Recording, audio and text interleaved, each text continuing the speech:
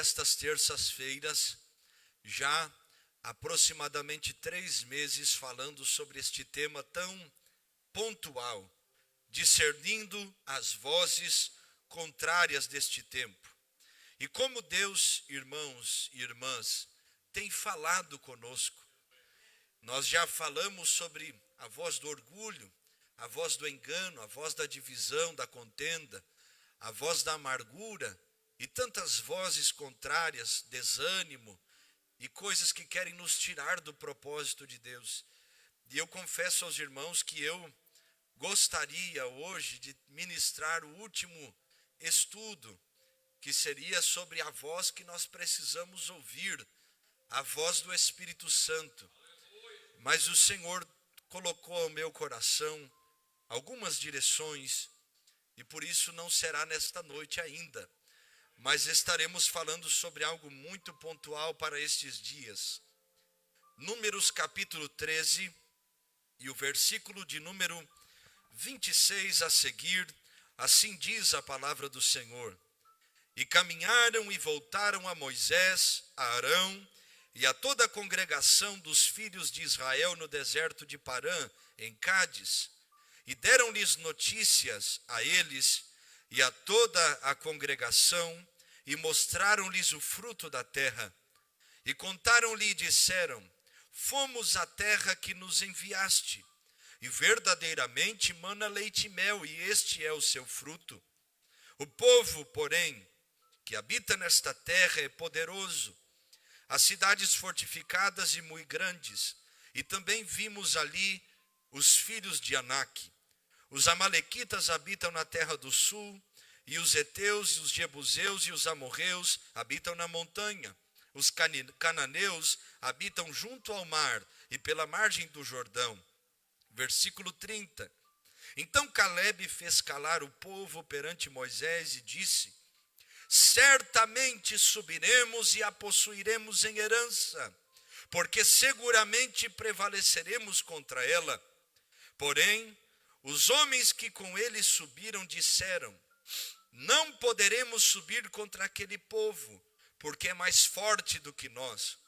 E difamaram a terra que tinham espiado, dizendo aos filhos de Israel: a terra pela qual passamos a espiá-la é terra que consome seus moradores, e todo o povo que vimos nela são homens de grande estatura. Também vimos ali gigantes, filhos de Anak, descendentes dos gigantes, e éramos aos nossos olhos como gafanhotos, assim também éramos aos seus olhos. Pai, fala conosco nesta noite. Dai-nos a tua palavra, as tuas direções, o teu querer, a tua graça esteja sobre nós e o temor do teu Espírito Santo. Abre as portas da palavra no nosso meio e ajuda-nos a ter o discernimento que precisamos. Assim oramos e pedimos em o nome de Jesus. Amém e amém. Tome o seu assento, por favor, adorando e glorificando a Deus. Irmãos, o povo de Israel é o povo que recebeu a promessa de Deus. A descendência de Abraão, de Isaque e de Jacó, que passa aproximadamente 430 anos como escravos no Egito, a primeiro momento não como escravos, mas o decorrer dos anos e a multiplicação do povo, eles foram escravizados por Faraó e toda a nação do Egito. E este povo tinha sobre eles uma promessa que retornariam à terra de Canaã e a tomariam por herança, porque Deus havia dito a Abraão que a sua descendência governaria ou teria aquela terra por herança.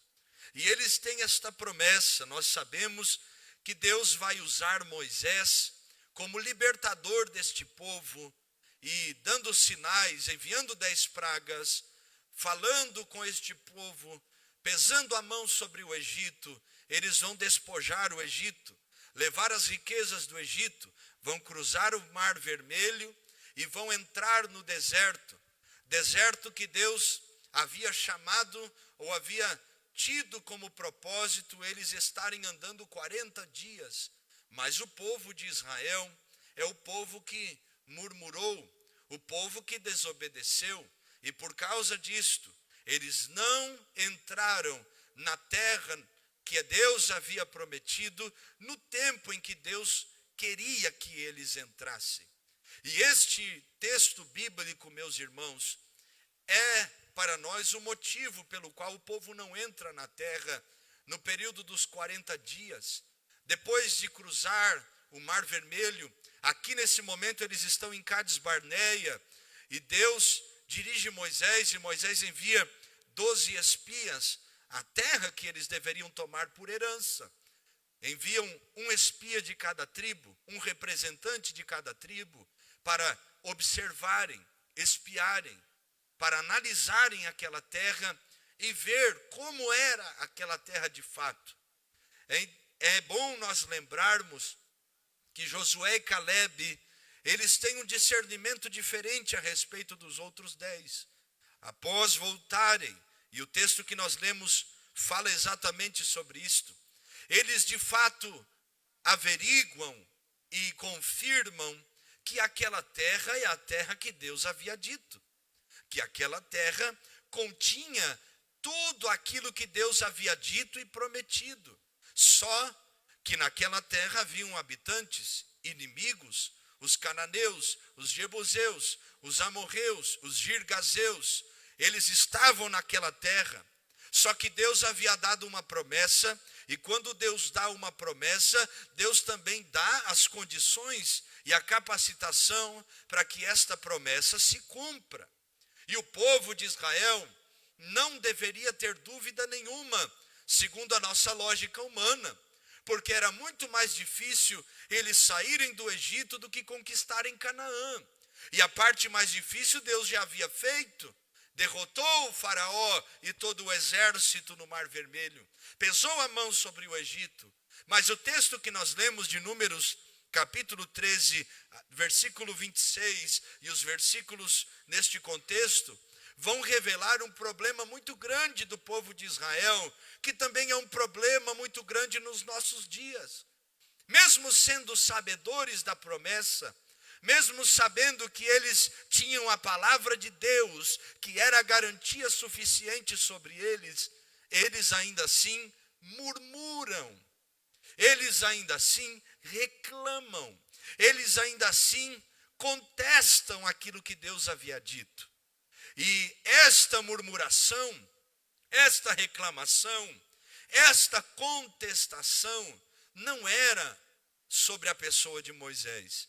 E esse foi o grande problema, porque quem havia prometido terra que mana leite e mel não foi Moisés, mas foi Deus. E eles não entenderam, eles murmuraram contra Deus. E é por isso que nessa noite nós vamos falar sobre a importância de discernirmos a voz da murmuração. Vamos dizer juntos este tema? 1, 2, 3. Eu vou falar e você vai repetir em nome de Jesus. Precisamos discernir a voz da murmuração. Irmãos, a murmuração fez o povo de Israel ficar 40 anos no deserto.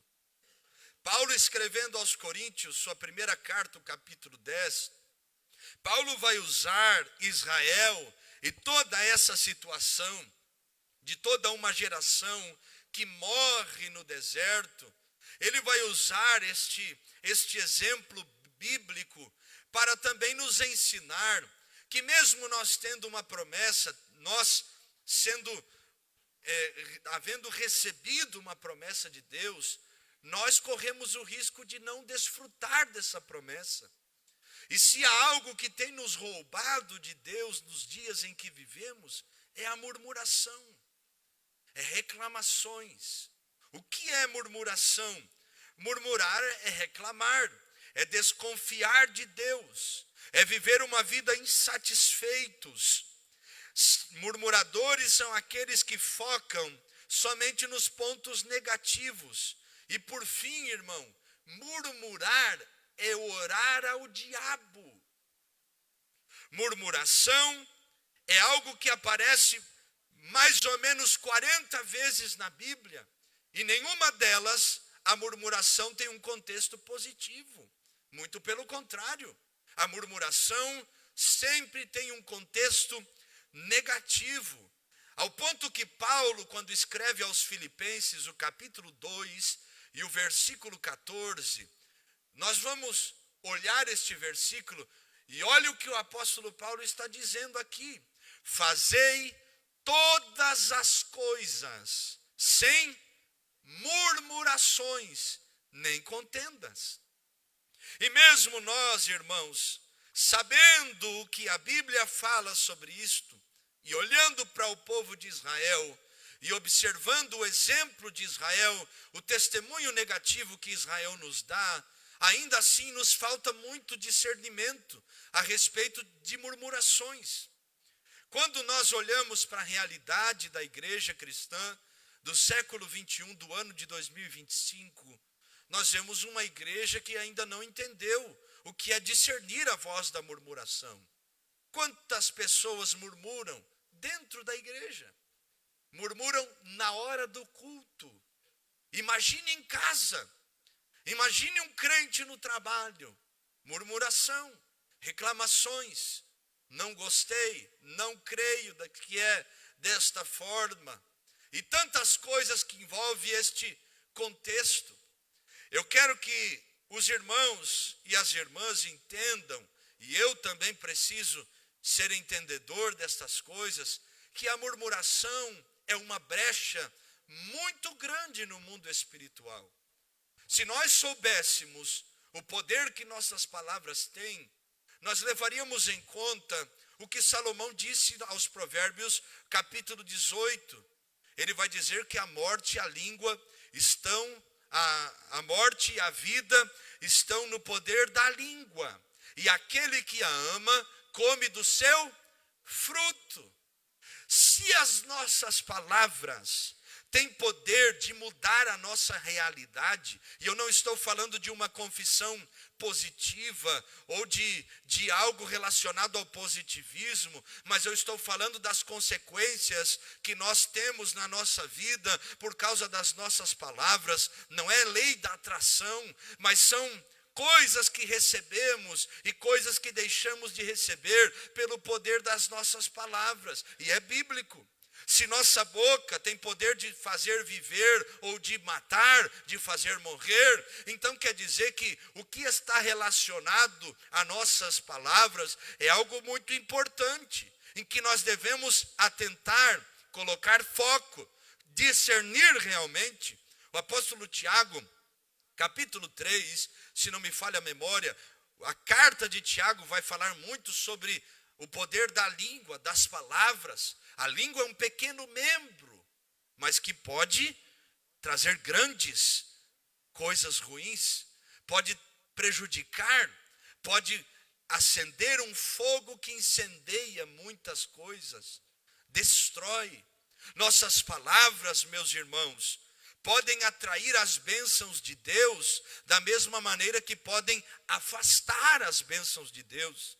E eu me atrevo a dizer, pelo Espírito Santo, que muitos de nós não estamos vivendo a plenitude da comunhão ou das bênçãos de Deus, porque estamos afastando aquilo que Deus quer trazer a nós por causa das nossas palavras. Vivemos dias em que muitos cristãos vivem uma vida insatisfeita. Nada satisfaz os seus corações.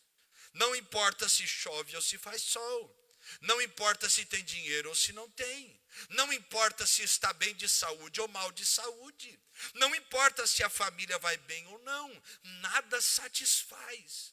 Por isso vivemos os dias do consumismo exacerbado, exagerado. Um grande consumismo, porque as pessoas estão com um vazio no coração, querendo buscar saciedade nas coisas terrenas e esquecem que só as coisas eternas podem saciar o vazio ou preencher o vazio do nosso coração. E por isso muitas murmurações. Nós devemos lembrar, irmãos, que o diabo não murmura, mas nós sim. E nós, quando murmuramos, podemos murmurar por diversos motivos, e veremos isso. Mas, na verdade, estamos dando uma legalidade muito grande ao inferno, para que possa operar nas nossas vidas. Existem, pelo menos, 2 tipos de murmuradores. E se você ou eu nos identificarmos, vamos dando glória e aleluia.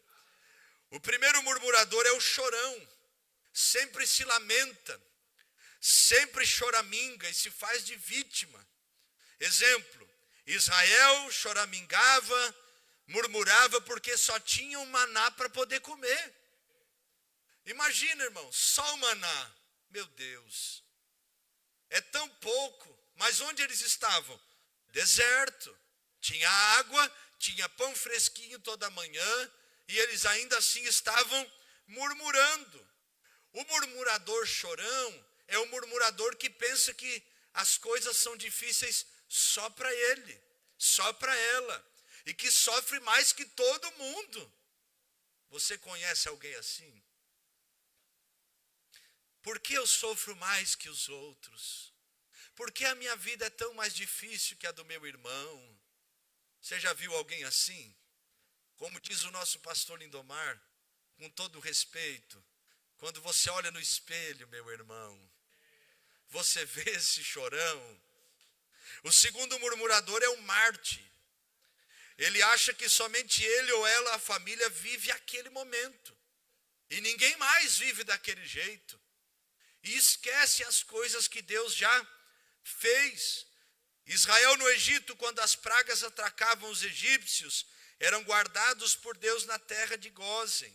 Mas ainda assim, no intervalo de cada praga, o povo de Israel estava murmurando. Murmuraram na saída do Mar Vermelho, murmuraram no deserto, murmuraram pela falta de água, murmuraram pelo maná, pela falta do maná, pelo excesso do maná, murmuraram por carne, pela falta de carne, pelo excesso de carne, sempre murmuravam.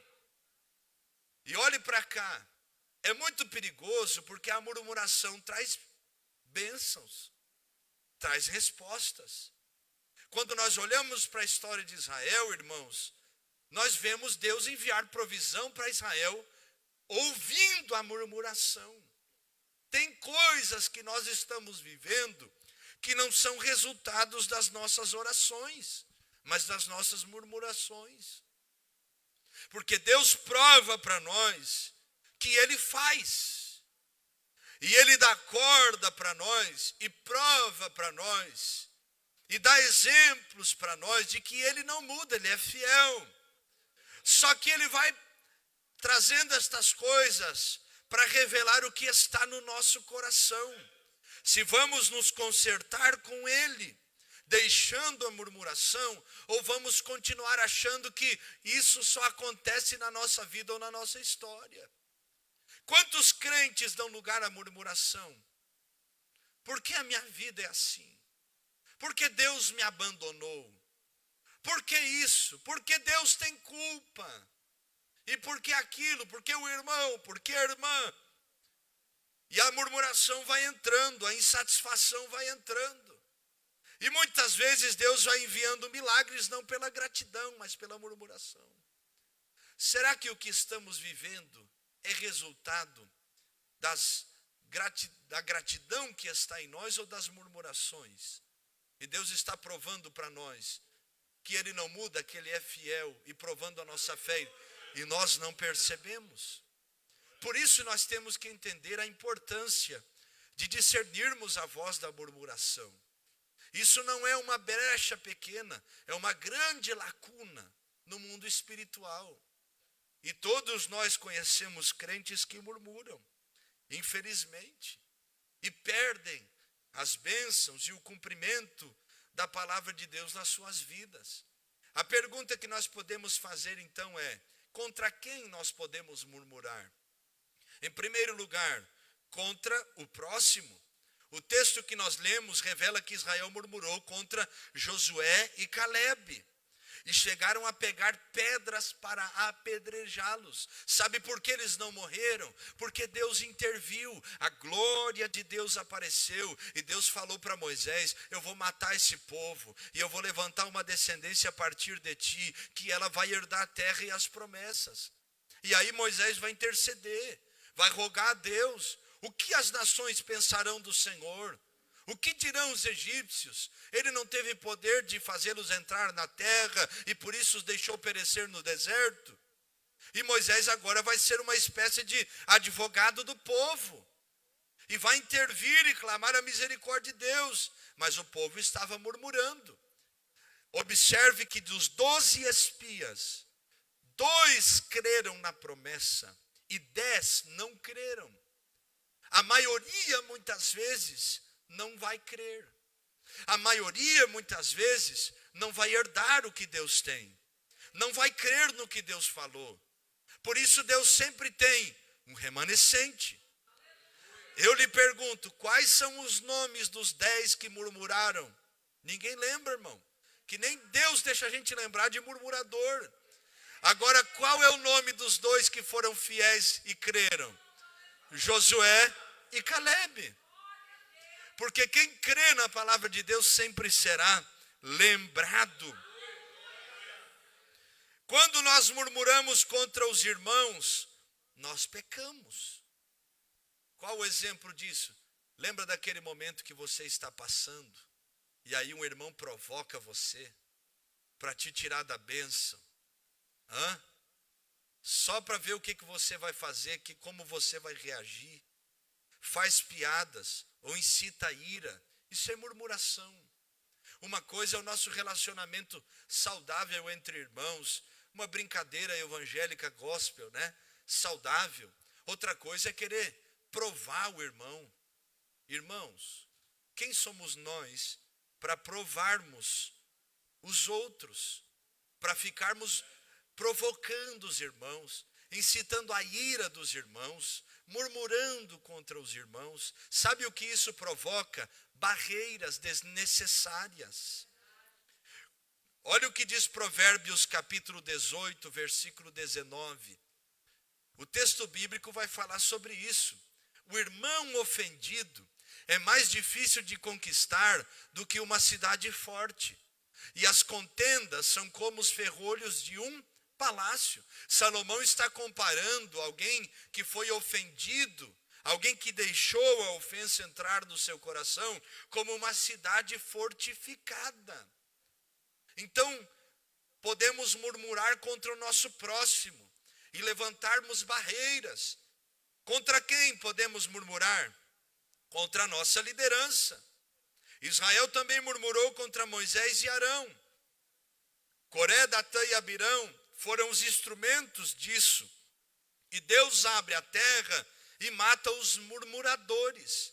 Israel vai clamar a Moisés e chamar Moisés de assassino por causa disso. A questão é, Moisés tinha poder de abrir a terra, irmão. Quem que abriu a terra? Foi Deus. Nós murmuramos contra o nosso próximo, os nossos irmãos. E também murmuramos contra as lideranças. Lideranças sofrem com murmuração por tudo. Se fala baixo, tem alguém para reclamar. Se fala alto, tem alguém para reclamar. Se chama atenção, tem alguém para reclamar. Se não chama atenção, tem alguém reclamando. Porque nós estamos vivendo dias em que não discernirmos mais as coisas. Eu tenho um entendimento que nós não podemos colocar regras em algumas coisas, porque cada caso é um caso. Então tem momentos que nós vamos dizer aos irmãos no público, mas tem momentos que serão tratadas coisas no particular. Eu lembro-me de uma vez que um irmão recebeu uma oportunidade para se despedir da igreja, estava mudando de país, ia embora. E eu era o pastor da igreja. E ele pega um microfone E em vez de se despedir da igreja, começa a acusar os irmãos. Eu pedi para o sonoplasta, por isso eu peço para o sonoplasta ficar sempre ligado no culto. Viu? Não conversar, né, irmãos? Aleluia. Dá um glória aí, dá um glória no ouvido deles para eles entenderem o mistério. Hã? E aí eu pedi para o sonoplasta cortar o som. E peguei o microfone e falei assim, irmãos, se ele está falando em público, eu também vou falar. Roupa suja a gente lava em casa. Espera o culto terminar e ele tentando falar no culto, irmão. Eu digo, vai ficar quieto em nome de Jesus. Agora nós estamos em um culto. Isso aqui não é a cozinha da nossa casa. E aí pedi para o irmão se sentar. Já que o irmão vai falar no público, eu também vou. E aí falei, isso é um problema pessoal. A igreja não tem culpa. É um problema familiar. Se resolvam. Mas a igreja não tem nada a ver com isso. E sabe qual é o problema? Teve gente que achou bom e teve gente que achou ruim. Porque é isso que a gente é sujeito a passar. Os pastores sabem disso. Nunca vamos poder agradar a todos. Só que muitas murmurações. Se o pastor se arruma ou se a esposa se arruma. Se o obreiro está bem alinhado ou não. Se dá oportunidade ou se não dá. Se faz ou se deixa de fazer. Tem coisas que não dá para entender. Agora eu lembro do texto de Daniel, capítulo 10, onde até tem uma mensagem, nunca preguei sobre ela, mas tem o esboço dela. Quando Daniel ouve a voz de Deus, e ele tem a visão daquilo que estava acontecendo. Mas a Bíblia diz que as pessoas que estavam com Daniel, elas não viram, ou melhor, não ouviram, elas somente viram um clarão e a manifestação sobrenatural. É importante nós lembrarmos que Deus muitas vezes vai revelar coisas para quem tem que entender verdadeiramente. Só Daniel vê e ouve, os demais não ouvem. Eles fogem, Daniel fica.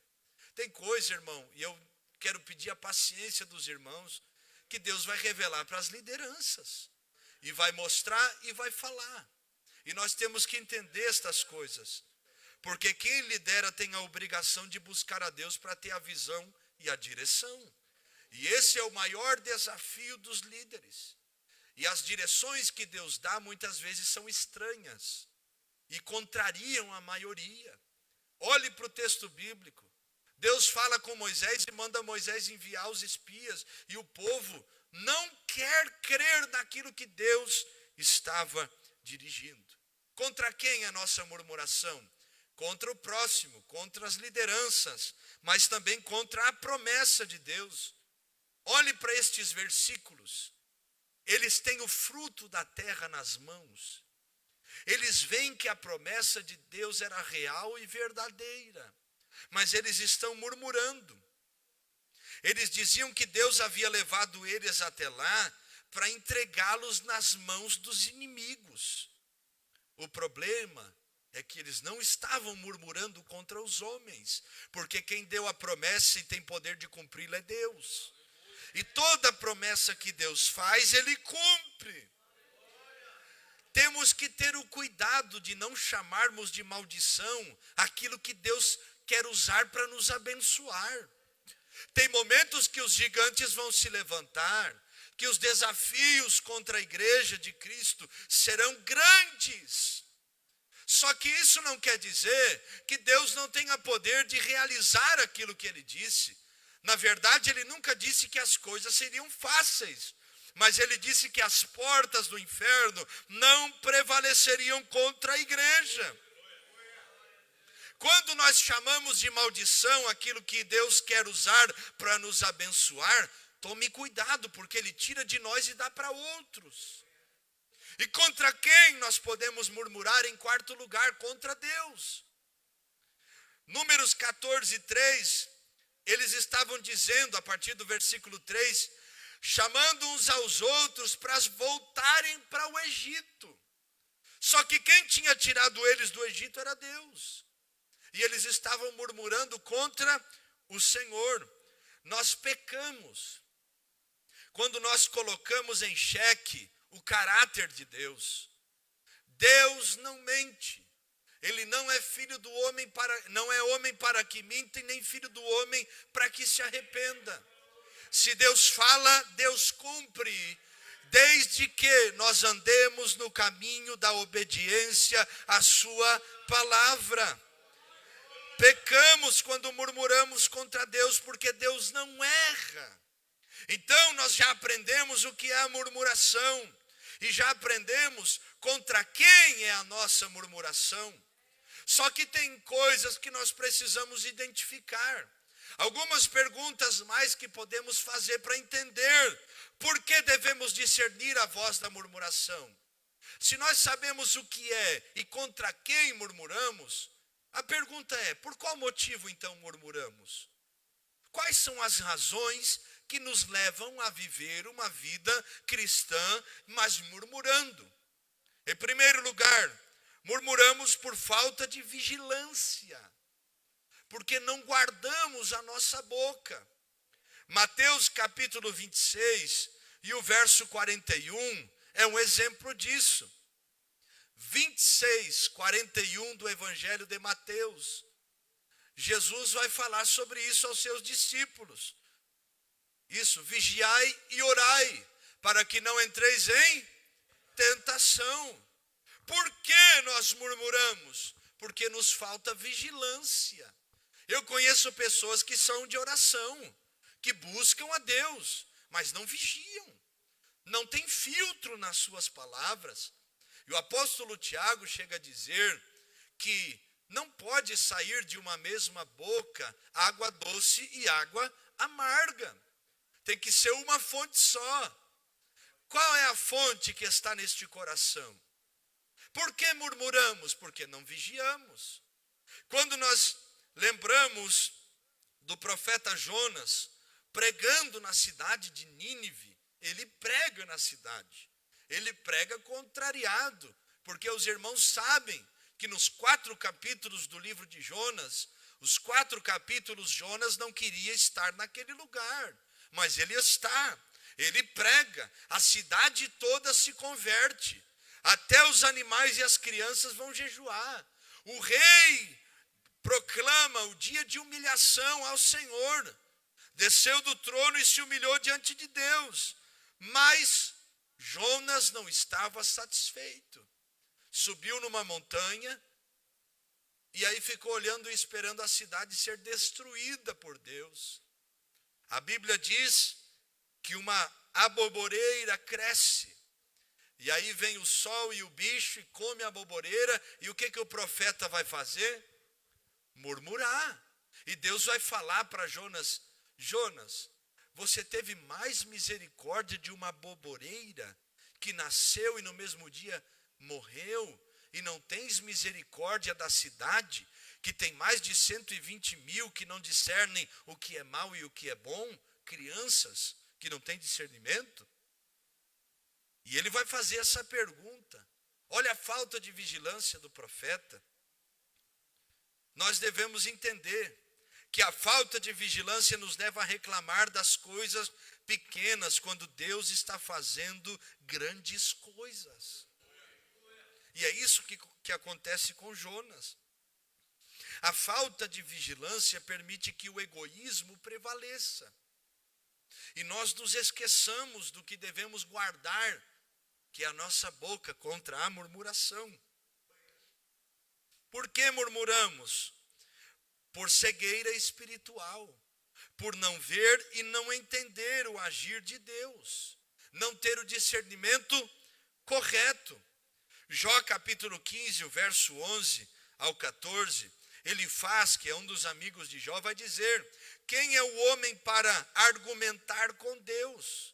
E Jó responde que não pecou e pede a Deus que apresente o seu pecado. Olhe para cá. Jó perde a sua visão por causa do sofrimento. Ele não entendia o porquê estava passando por aquilo. Cuidado, irmãos e irmãs, com aquela teologia do sucesso. Se eu sou de Deus, eu não sofro. Se eu sou de Deus, eu não passo por lutas. E a Bíblia diz que no mundo teremos aflições. E nós somos influenciados por estas coisas e acabamos perdendo o entendimento das coisas. Tem coisas que nós vamos ser aprovados e pronto. É o que acontece com Jó. Dentro da prova não tinha lógica, não tinha entendimento. É só depois, lá no capítulo 42, versículo 2, que Jó vai ter o entendimento correto. Ele vai começar a falar para Deus: bem sei eu que tudo podes, e que nenhum dos teus pensamentos pode ser impedido. E depois ele vai dizer a Deus, se não me falha a memória, versículo 5, antes eu te conhecia só de ouvir falar, mas agora os meus olhos te veem. Jó estava dizendo: antes eu não entendia, mas agora os meus olhos se abriram. Cuidado com a cegueira espiritual. Sansão fica cego e começa a andar em círculos. Geazi estava cego e o profeta Eliseu ora, e Deus abre os seus olhos para que ele possa ver o mundo espiritual. Quando os nossos olhos se abrem, podemos ver o agir de Deus e paramos de ver as coisas dentro de uma perspectiva humana. A falta de visão ou a cegueira espiritual também nos leva à murmuração. Terceiro motivo pelo qual murmuramos, os irmãos estão entendendo? A perca do amor fraternal, ou seja, o amor ao próximo. Olha o que diz João capítulo 13 e o versículo 35. Verdadeiramente sereis os meus discípulos, ou todos conhecerão que sois os meus discípulos, se vos amardes uns aos outros. Jesus está dizendo: o mundo verá que vocês são os meus discípulos, não é pela performance de vocês, pela roupa de vocês, por mais que devemos nos vestir equilibradamente, ou pela maneira de vocês viverem do jeito que tem costume, mas é pelo amor que vocês têm uns pelos outros. Irmãos, com toda a sinceridade, nós somos muito ruins de amar, porque amar é correr riscos, é entregar o seu coração. E nós preferimos reter o nosso amor do que poder amar alguém e correr o risco de ser frustrado por essas pessoas. Amamos quem nos agrada. Enquanto essa pessoa não nos frustra, ela é ideal para nós. Nós murmuramos porque nós perdemos esta capacidade de amar, porque o amor ao próximo, o amor fraternal, o amor de irmãos, que é o amor que Jesus está dizendo, é o amor que suporta as falhas, é o amor que perdoa, é o amor que é paciente, é o amor que é benigno, é o amor que não arde em ciúmes. E nós estamos longe disso, porque preferimos murmurar do que amar. Os irmãos entendem isso? Olha o que diz primeira carta de João, capítulo 3, e o verso 15. Olha o que diz: qualquer que odeia seu irmão é homicida, e vós sabeis que nenhum homicida tem a vida eterna permanecendo nele. Sabe o que o apóstolo João está dizendo? Quem odeia o seu irmão não teve um encontro verdadeiro com Cristo. Quem odeia o irmão não foi salvo por Cristo, não foi regenerado pelo Espírito Santo. E aí eu lhe pergunto: você conhece alguém que odeia o irmão ou uma irmã? E talvez você se encontre dessa maneira. Temos dificuldades. Por que murmuramos? Porque perdemos o amor. Parece que no nosso meio nós confundimos as coisas. Nós fomos chamados para lutar contra o diabo e amar os irmãos. Mas tem gente que está lutando contra os irmãos e amando o diabo. E nós nos escandalizamos com essas coisas, mas na prática nós abraçamos elas. Não temos o discernimento. Murmuramos porque perdemos o amor. Quando alguém te conta que falaram mal de você, não se preocupe com quem falou. Só pergunte à pessoa: você me defendeu? Qual foi sua resposta? Porque vão falar, irmão. Vão falar. Vão falar. Por que deu ouvidos? Entrou no coração por quê? E vai cortando essas coisas. Porque falar mal do próximo é não ter amor fraternal. É não ter o Espírito Santo habitando. Irmãos, olhe para o versículo bíblico e entenda o que está escrito em nome de Jesus. Vós sabeis que nenhum homicida, aquele que não tem amor, aquele que odeia o seu irmão, tem a vida eterna permanecendo nele. O que eu conheço de gente que no altar da igreja pega o microfone e ama todo mundo, mas quando desce, meu irmão do céu, parece que esqueceu o discurso. O que eu conheço de crente que tem problema em relacionamento, irmão do céu, que às vezes não é nem problema espiritual, mas se torna depois, porque não se dá bem com ninguém, briga com todo mundo. Ninguém consegue ter um relacionamento saudável, só que o problema é que a pessoa acha que todo mundo está errado, e ela não. Temos que parar de murmurar, e para isso, voltando a amar o próximo. Por que murmuramos? Porque não vigiamos, porque somos cegos espirituais, porque perdemos o amor. E Deus nos chamou para amar e quebrar este ciclo de miséria e viver a história que Ele nos chamou. Por que murmuramos? Porque temos a ilusão de que a vida cristã será uma vida fácil.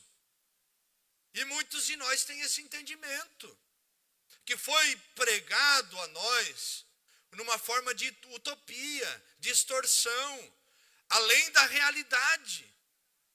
Que se eu sou de Cristo, eu não posso sofrer. O evangelho micro-ondas, né? Tudo vem rápido para as minhas mãos. Eu aceito Jesus, eu não passo por luta. Só que a Bíblia diz que o evangelho tem cruz, tem tribulação, tem sofrimento, que a nossa fé é uma fé que será provada. E que temos que perseverar até o fim. Por que temos que perseverar? Porque haverão dificuldades. Nenhuma promessa de Deus será fácil, ao ponto de não ter que ser conquistada. E nós temos que lutar para vencer. Algumas lutas são somente um treinamento para valorizarmos as promessas. Já viu que quando Deus te promete algo, os inimigos se levantam, o desânimo vem, as circunstâncias ficam mais difíceis, e tudo isso são coisas que nos ajudam a valorizar quando nós recebemos o cumprimento da promessa. Sabe qual é um exemplo disso? É quando Deus diz que vai te dar um carro, irmão. Mas só tem carro velho. Só tem carro que não dá. Eu lembro de um carro que eu tinha, né, Wilson? Aquele lá, misericórdia, varão. Que também foi para o Wilson depois. Alguns irmãos pegaram a aprovação também. Quando eu me desfiz do carro, eu dei glória a Deus, irmão. Eu digo, o devorador tomava conta desse carro. Depois, o carro ungido. Por quê? Porque onde parava ficava uma poça de óleo. Misericórdia. Só que aí Deus vai ensinando a gente a valorizar o que tem. A amar até as coisas que são ruins. E depois vem a bênção e a gente valoriza isso. Nós temos que entender o que Jesus disse em João 16:33. No mundo tereis aflições, mas tende bom ânimo, eu venci o mundo. Por que murmuramos? Por influência demoníaca. Também. Irmãos, tem coisas que não são possessões. E eu falei isso uma vez aqui. O diabo age de 3 maneiras no mínimo: influências, opressões e possessões. Primeiro, ele influencia, lança suas setas, os seus dardos. Se ele vai encontrando legalidade e lugar, ele começa a oprimir. E ele vai oprimindo ao ponto que a pessoa vive uma vida sufocada. pesada, realmente oprimida, como se alguém tivesse colocado ela dentro de uma jaula apertada e ela não conseguisse mover.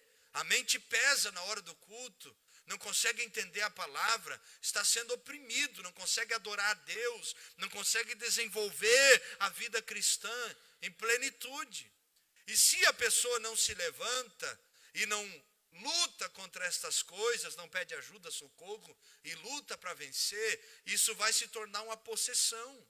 Ele é como aquelas batalhas antigamente onde os exércitos iam conquistando, eles iam colocando suas bandeiras, marcando os lugares em que eles conquistaram. E tem gente que vive a vida cristã influenciada por espíritos malignos, depois oprimida. E por isso que nós temos pessoas que se dizem crentes possessas. Eu já falei algumas vezes aos irmãos, fomos pregar num país aqui na Europa, em que no final do culto Deus começou a mover, depois da pregação do evangelho, e tinha uma obreira daquela igreja que estava falando em línguas. Só que quem estava operando na vida dela não era Deus e nem o Espírito Santo. Era uma ação maligna. E Deus deu discernimento para mim e para minha esposa, e nós fomos orar, e ela manifestou, irmão. Diaconisa da igreja, caiu endemoniada no culto. E não foi nenhuma nem duas vezes que nós já passamos por isso. Outro lugar, um evento de mulheres, eu estava lá só intercedendo. Uma missionária da igreja lá de Oviedo foi orar por uma diaconisa da igreja local. A irmã saiu correndo. Não me toque, não encosta em mim. E a irmã, calma aí, eu só quero orar por você. O inimigo operando na vida dela. E quantos crentes aí sendo influenciados, oprimidos, e alguns dando legalidade para o diabo. A murmuração, ela também vem por influência demoníaca. Olha o que o apóstolo Paulo diz à segunda carta aos Coríntios, coloque aí por favor capítulo 2 e o versículo 11. Porque não ignoramos os seus ardis. Paulo está falando sobre a ação do diabo. Olha o que Paulo escreve aos Efésios capítulo 4, verso 25 a seguir, e é um contexto bíblico. Ele vai dizer que nós não podemos dar lugar ao diabo nesse contexto, até o versículo 32. Lembre-se de Pedro, que era um discípulo de Jesus, que Jesus começa a revelar o propósito da sua vinda, e Jesus começa a falar que era necessário que o Filho do Homem padecesse, que o Filho do Homem fosse entregue às mãos dos religiosos para ser morto. E Pedro começa a olhar para Jesus e dar um discurso que para muitos de nós seria positivo. Tenha compaixão de ti. Tem gente que se ouvir, eu vou sofrer, eu vou padecer, o deserto de Deus está me esperando. E alguém diz, tem misericórdia da sua vida, meu irmão, não fala isso, em nome de Jesus. E começa a querer a agradar. Jesus vai olhar para Pedro e vai dizer para trás de mim, Satanás, que me serve de pedra de tropeço. Jesus estava dizendo, Pedrão fica e o diabo vai embora.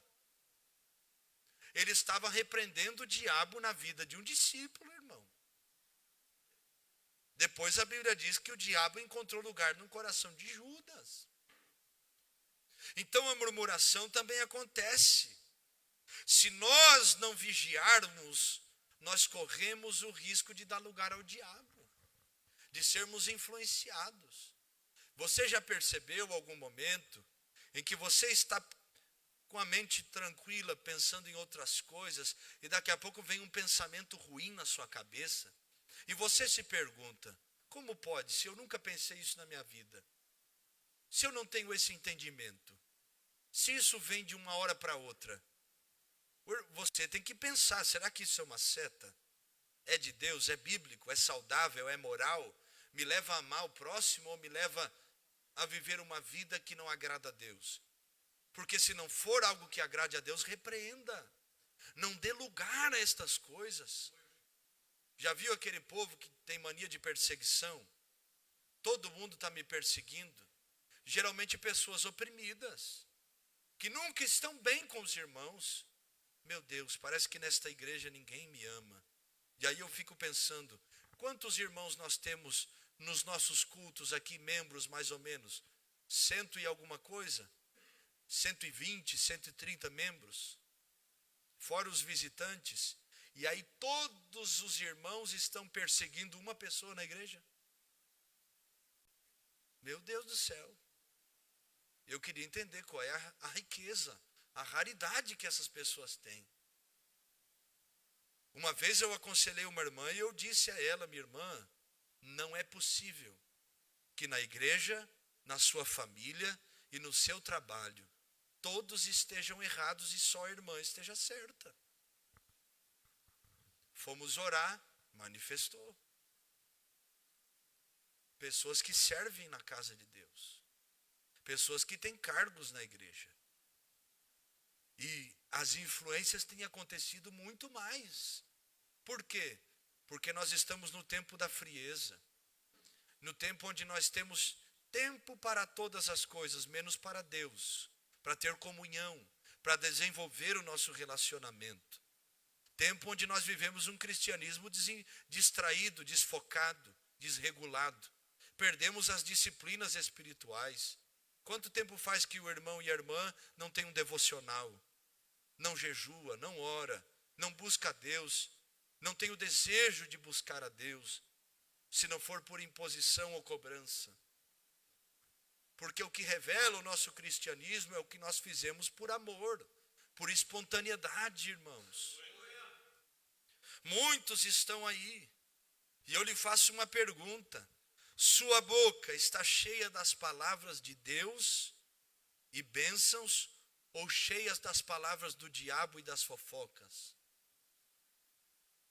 Quantas ligações, quantas conversas, quanto tempo nós perdemos tendo que tratar problemas, quando nós deveríamos ser instrumento de bênção para alcançar outras vidas. E quantas pessoas não querem estar na igreja, porque os crentes não vigiam as suas bocas e as suas línguas. Quais são as consequências da murmuração? Para nós encaminharmos para o final. A murmuração nos faz perder a promessa de Deus. Números 13 e 26 eles murmuraram. Números 16 eles sofreram as consequências. Somente Josué e Caleb entram na terra. Os murmuradores morreram no deserto. Nossas palavras nos fazem morrer no deserto ou nos levam a entrar em Canaã. E eu lhe pergunto, se Deus nos medisse pelo que falamos, hoje você viveria a realidade da promessa ou você morreria no deserto da sua história? Tem coisas que nós só não recebemos porque estamos anulando as promessas de Deus através das murmurações. Segunda consequência da murmuração, todo murmurador é mentiroso e caluniador. Números 16, 41, eles acusam Moisés de assassinato, mas quem havia matado era Deus. 250 ministros se levantam contra Moisés e o fogo saiu do altar e vai consumi-los. Estavam mentindo, não foi Moisés, foi Deus. Olha o que diz Provérbios capítulo 6 e o versículo 16 até o 19. Estas 6 coisas o Senhor odeia, e a 7ª sua alma abomina: olhos altivos, orgulho, língua mentirosa, mãos que derramam sangue inocente, o coração que maquina pensamentos perversos, pés que se apressam a correr para o mal, a testemunha falsa que profere mentiras. E qual é a coisa abominável, irmãos? O que semeia contendas entre irmãos. Meu Deus, eu teria temor ouvindo esta palavra. Deus quer nos fazer instrumento de bênçãos. Deus quer nos fazer instrumento de cura. Mas nós temos que vencer a murmuração, porque senão viveremos uma vida cristã caluniando e murmurando os demais. Irmãos, se nós medíssemos a nossa qualidade de palavras, e entenda isso que eu vou lhe dizer, pelas pessoas que estão próximas a nós, nossos relacionamentos interpessoais. Algumas pesquisas dizem que nós somos o resultado, e os irmãos sabem disso, de pelo menos as 5 pessoas que são mais próximas a nós. Será que se nós pegássemos as 5 pessoas que são mais próximas a nós e colocássemos aqui no altar e fôssemos medidos por elas, nós seríamos murmuradores ou não? Seríamos abençoadores ou não? Para você entender, se você fosse medido pelos seus 5 melhores amigos, ou as 5 pessoas que mais convivem com você, você iria ser um murmurador ou não? Porque quem ouve murmuração dá lugar à murmuração. E nós temos que entender. A murmuração, em terceiro lugar, consequências da murmuração, torna mal o que é bom. Números capítulo 11, o maná deveria ser colhido no dia a não ser no sábado, que viria em porção dobrada na sexta-feira. E não poderia ser guardado. O que o povo de Israel vai fazer? Guardar o maná. E aí o maná começa a feder. O maná começa a apodrecer. O maná era uma bênção. Era uma provisão. Só que o que era bom começou a feder. Começou a oler mal, como dizem os castelhanos. Começou a cheirar mal. Começou a produzir um mau cheiro dentro das tendas. E era bênção, mas apodreceu. A murmuração nos leva a tornar mal o que era bom. O que era para ser bom se tornou mal pela desobediência. Quarto lugar, consequências da murmuração prolongam o nosso processo ou a nossa luta. O povo de Israel não era para ficar todos aqueles dias no deserto. Números 13, Números 14, 34 a 35. Um ano no deserto era para cada dia de murmuração. Quantos dias de murmuração? 40 dias. 40 anos no deserto. Irmãos, não era propósito de Deus, e eu repito, como falei no começo da ministração, eles ficarem 40 anos no deserto. Mas a murmuração, as reclamações contra Deus, levaram este povo a prolongar as suas lutas. E eu lhe pergunto, e se Deus fizesse isso com a nossa vida hoje? Quanto tempo nós íamos permanecer na prova? Tem gente que nunca ia sair da prova, irmão. Ia viver a vida na prova. Ia trazer prova para os outros. Porque Jonas, quando foge, entra num barco. E todo mundo que estava no barco se lascou. Passou na prova também. Perdeu a embarcação, perdeu as coisas que estavam dentro da embarcação, porque o irmão Jonas estava no barco. Em vez de Jonas dar testemunho de Deus, ele dá testemunho contra Deus.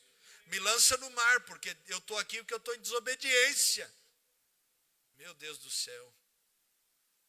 Então, se Deus fosse nos medir pelas nossas murmurações, quanto tempo ficaríamos no nosso deserto? Você e eu podemos mudar isso, irmão. Mudar isso, discernindo a voz da murmuração, discernindo as palavras que saem da nossa boca. Talvez você não possa voltar atrás em aquilo que você já disse, porque não há mais possibilidade. Você já lançou as palavras, pode pedir perdão, pode reconhecer que falhou, mas faça um propósito com Deus. A partir de hoje, eu não vou mais prolongar minha luta. A partir de hoje, eu não vou mais provocar o aumento das minhas dores, mas eu vou buscar em Deus vigilância e discernimento, para que esse deserto não seja o meu fim, mas seja um meio que me leve ao cumprimento da promessa de Deus. Salmo 104, o salmista vai dizer: Senhor, lembra-te que eu sou pó. Reconheça isso hoje. Reconheça, eu sou pó. Eu preciso de Deus. Em quinto lugar, as consequências da murmuração prejudicam a nossa descendência. Números 14:30. Olha isso, os filhos sabiam que estavam no deserto 40 anos por causa dos pais. E que enquanto os pais não morressem, eles não sairiam do deserto. O que isso poderia gerar no meio deles? Pais, filhos olhando para os seus pais e desejando a morte dos pais. Porque eles sabiam que eles estavam vivendo uma provação só por causa dos pais que estavam ali, da murmuração deles. Nossas decisões e condutas influenciarão as vidas dos nossos filhos. Seus filhos, se vivessem o resultado daquilo que sai da sua boca, o que eles viveriam? Eles seriam abençoados ou amaldiçoados? Porque eles estão ouvindo aquilo que nós falamos quando termina o culto e nós entramos dentro do carro. Eles estão ouvindo o que nós conversamos. Eles estão sendo influenciados por esse ambiente. A psicologia já diz que nós somos fruto do meio em que vivemos, onde influencia nossa personalidade, o nosso caráter, nossas aptidões, nossas tendências psicológicas, físicas, emocionais, mentais e espirituais. Nossos filhos talvez estejam vivendo resultados do que nós estamos plantando. Eu conheço gente que os filhos não saem da prova, não é por causa deles, é porque os pais não tomam decisões corretas. Estamos sendo bênção ou maldição na vida dos nossos filhos? Estamos semeando o quê? Que os nossos filhos possam olhar para nós, irmãos, e dizer: meu Deus, eu estou vivendo bênçãos que o meu pai, minha mãe semearam na minha história. Meu Deus, eu vivo o resultado disso. Coisas que meu pai semeou na minha história, que eu não teria condições. Me apresentou a maior bênção que eu poderia ter: Jesus. Jesus. Seja um instrumento de bênção, mas não prejudique a sua descendência com a murmuração. Em sexto lugar, consequências da murmuração: te faz morrer no deserto. Josué capítulo 1 diz que os que entraram na terra não foram aqueles que ouviram as promessas que Deus havia feito. Não foram. Nós temos que aprender a assumir as nossas responsabilidades no caminho da promessa. Está difícil, mas eu não vou desagradar a Deus. Sabe qual é um grande problema? Um grande problema é que nós achamos que Deus não nos vê, que Deus não nos ouve, que Deus não conhece a intenção do nosso coração. Nós cremos que Deus não conhece aquilo que nós falamos escondido de todos, mas Ele ouve. Nós nos esquecemos que Deus, Ele é onisciente, onipresente e onipotente. Josué capítulo 6, quando o Senhor manda eles cercarem a muralha de Jericó e darem aquelas voltas, Deus dá uma ordem para eles: em silêncio. Vocês vão dar cada dia uma volta em silêncio. No sétimo dia, 7 voltas. E na última volta vocês vão gritar. Há uma explicação lógica. Porque os inimigos estão observando o povo. O que eles estão fazendo? E eles estão em silêncio. Cuidado, meu irmão. Porque o inimigo muitas vezes pode se alimentar das suas palavras. Ele pode estar esperando as armas que você mesmo vai entregar para ele, através daquilo que você fala.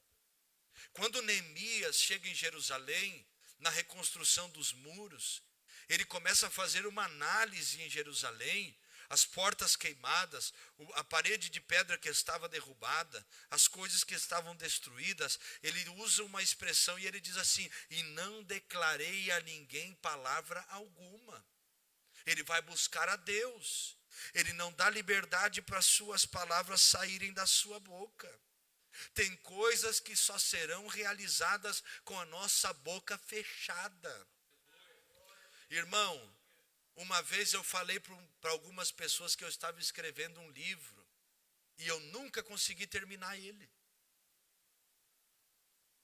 Eu botei uma coisa na minha cabeça, eu não falo mais. Eu vou escrever, depois eu falo.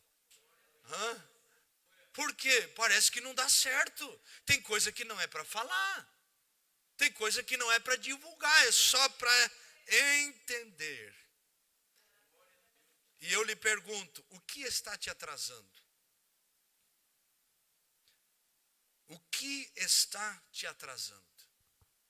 Não é possível murmurar na igreja, murmurar no trabalho, murmurar em casa, murmurar no caminho de vir para a igreja e entrar no culto e dizer, Senhor, me abençoa. Meu Deus, irmão, você está semeando o quê? A última pergunta que podemos fazer para terminar esse ensino é, o que devemos fazer para vencer a voz da murmuração? Em primeiro lugar, devemos lembrar que as nossas palavras matam ou fazem viver. Provérbios 18, 21. A morte e a vida estão no poder da língua, e aquele que a ama comerá do seu fruto. Temos que lembrar que nós estamos lançando sementes, e nós vamos colher aquilo que nós falamos. Quem quer vencer a murmuração? Então, cuidado com o que você fala a partir de hoje. Cuidado com as sementes que você anda cultivando. Cuidado com aquilo que você está atraindo sobre a sua vida. Que seja bênção e não maldição. Tem gente que ri porque em momentos difíceis eu tenho o costume de dizer, mas vai dar certo. Em nome de Jesus. Está ruim, mas vai dar certo. Estou profetizando. Paulo não disse que em parte falamos e em partes profetizamos. Vai dar certo. Não valemos nada, mas em Deus vamos vencer em nome de Jesus. Vai dar certo. Temos que semear aquilo que queremos colher. Uma vez eu fiz um propósito com Deus, Senhor, eu não tenho dinheiro, aleluia. Mas eu vou dizimar o tanto que eu gostaria que o Senhor me abençoasse. Deu certo, irmão. Deu certo. Comecei a crer. Nunca consegui, mas vou conseguir em nome de Jesus. Eu lembro que eu trabalhava de servente com meu avô e eu não recebia salário. Ele me dava um trocadinho de vez em quando. R$10 e R$1. R$2, 20 centavos. Mas não deixava, irmão. Não deixava. Tinha que orar às vezes para ter um desodorante, um perfume, uma escova de dente. Não deixava de ser fiel a Deus. Nós temos que entender o que estamos semeando.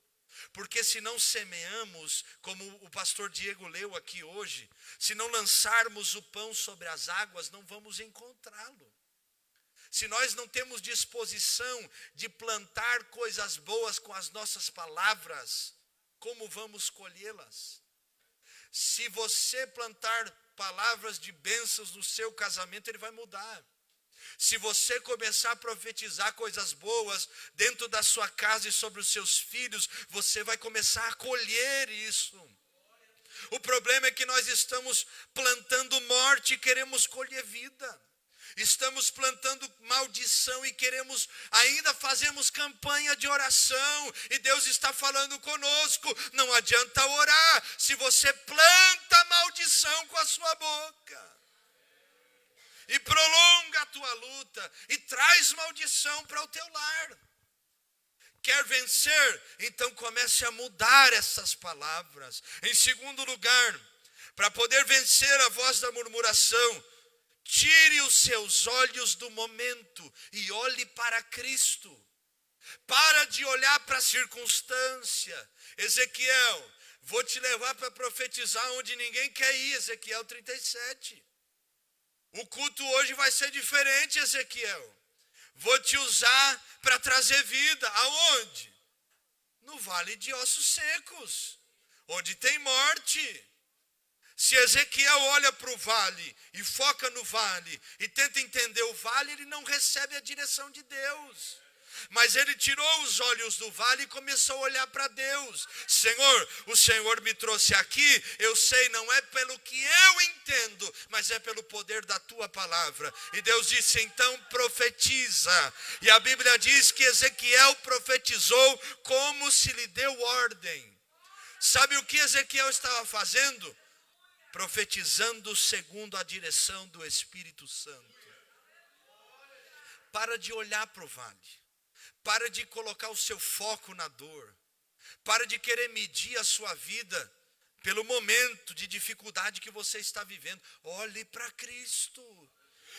É difícil, mas eu creio, Cristo mudará a minha história. A porta não abre, mas é só um momento. Eu creio, Ele tem poder de abrir e fechar o que homem não pode fazer.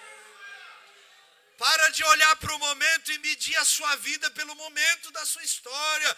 Meça a sua vida pelo poder de Deus. E creia em nome de Jesus. E em terceiro lugar, para nós orarmos, para que possamos vencer a voz da murmuração, temos que cultivar uma vida de gratidão a Deus e gratidão às pessoas. Por dois motivos. Sozinhos não chegamos a lugar nenhum. Sozinhos não podemos desenvolver a história que Deus nos chamou.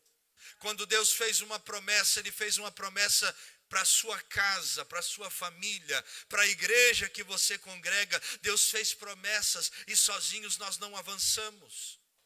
Agora, seja grato a Deus, porque com a ajuda das pessoas chegamos, mas é só com a presença de Deus que nos mantemos lá. Se Ele não tiver, pode ter toda a ajuda para levantar a Torre de Babel, mas Deus vai descer e vai confundir tudo. Agora, se Ele está, se Ele caminha conosco através da nossa gratidão a Ele, Ele nos faz manter no lugar onde Ele nos chamou para estar. Desenvolva essa cultura de gratidão. Agradeça a Deus e as pessoas pelas mínimas coisas. Irmãos, não é feio agradecer. Feio é ser ingrato. E tem gente que só agradece pastor, não agradece os irmãos. Tem dificuldade de se relacionar, de ser grato. Irmão, obrigado por me abençoar com este abraço. Irmão, obrigado por aquele dia ter orado por mim. Desenvolva essa cultura de gratidão.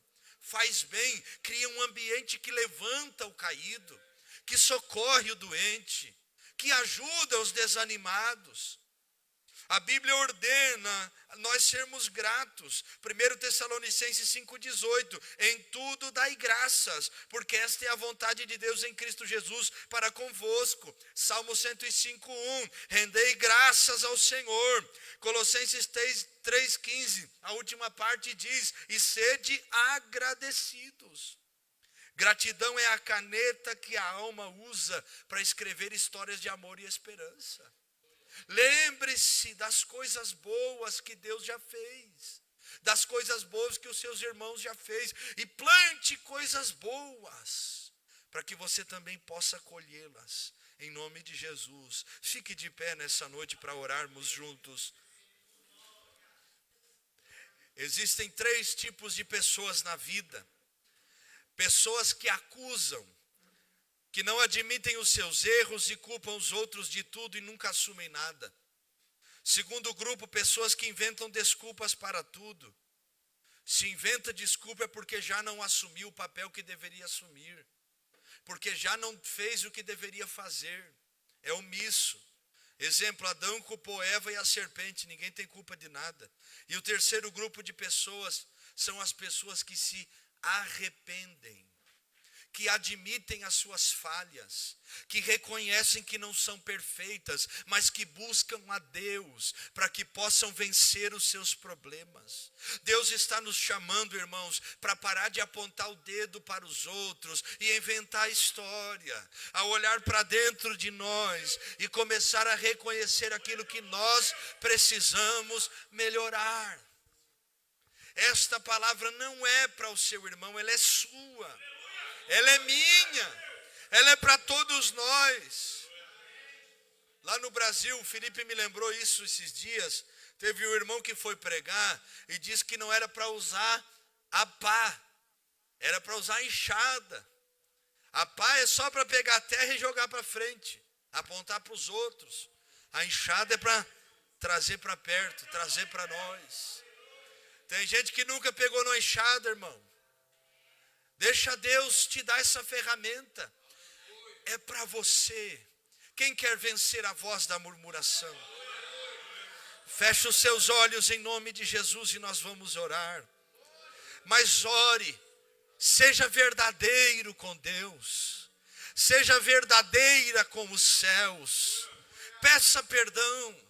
Reconheça as suas falhas. Oh Deus, nós oramos em o nome de Jesus. Debaixo da tua direção, Pai querido, ministrei a tua palavra. Estende a tua mão sobre nós. Estende a tua mão sobre nossas vidas, nossas casas, nossas famílias. Oramos nesta noite e pedimos perdão. Perdão por todas as palavras de murmuração que saíram dos nossos lábios.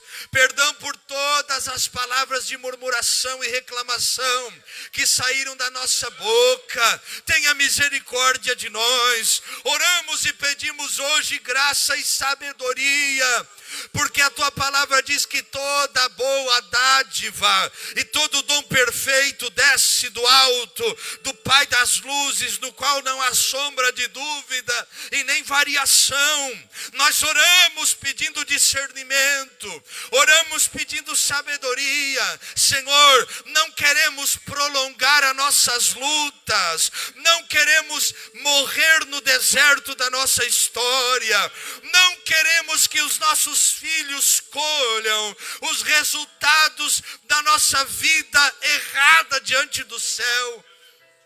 Tem misericórdia de nós e perdoa-nos e lava-nos no teu sangue e estende a tua mão sobre as nossas vidas. Dai-nos sabedoria nas palavras, temor no coração. Samandaragasubiacai. Shabakidi soube anarrassou que amatai. Vai mudando as sementes das nossas palavras. Oh Deus, em o nome de Jesus, eu creio pela fé que pessoas que estão orando agora começarão a sair do seu deserto para entrar no lugar da promessa, porque estão fazendo uma aliança contigo de mudar as palavras. Ajuda-nos, ó Deus, e venha sobre nós a tua graça nesta noite. Ebanduri rasuki amadai. Deribasou que amanto erraçaia, xarabakimi subiatai. Em o nome de Jesus, dai-nos graça,